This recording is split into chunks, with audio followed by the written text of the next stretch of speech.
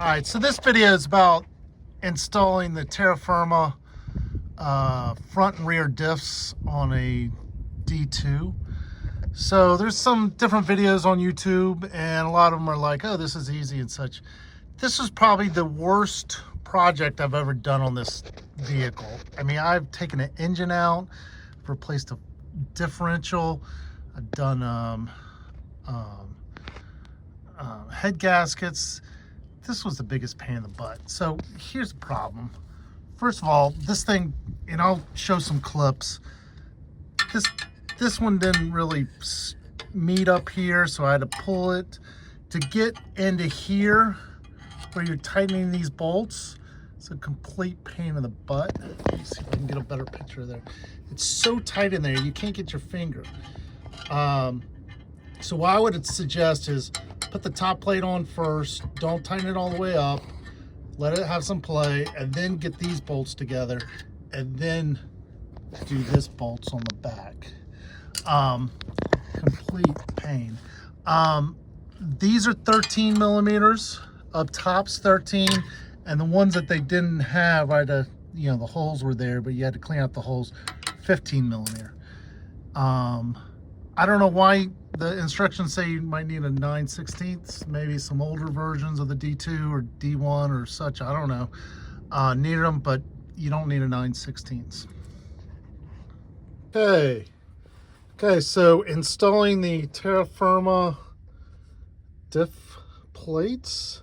This is the front of the D2, and look what we have to work with. So we've got the diff plate, I've got it here. I've got it nice and loose. So I haven't tightened up the back bolt. This top plate, actually, let me go around here this side. It's loose, so I don't have everything all tightened. And good old Terrafirma.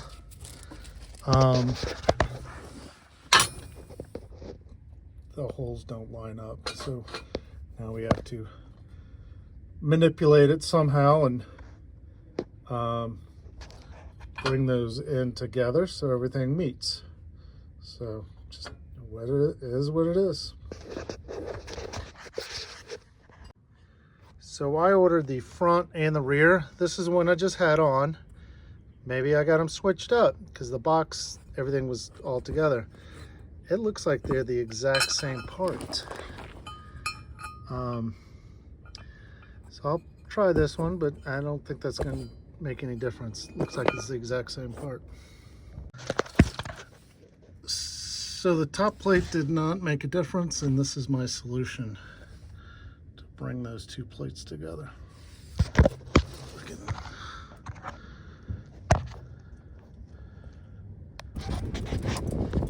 And then the rear one was difficult to put on. You really need to do the top first, don't tighten it up, and then do these, because there's no way to get your fingers in there. And you're definitely going to want a very narrow 13 millimeter wrench to hold that nut when you're tightening the top one. And then in the rear, before you do that, you got to take off those two nuts, and then when you're putting everything back together, you got that weight that's around here that's attached, right? And it's, so you're holding up that weight plus the guard, trying to find the holes for the bolts. God, it was a very annoying project. So don't be fooled. It's going to take you 15 minutes to put these things on. Wasn't very fun. But the big takeaway is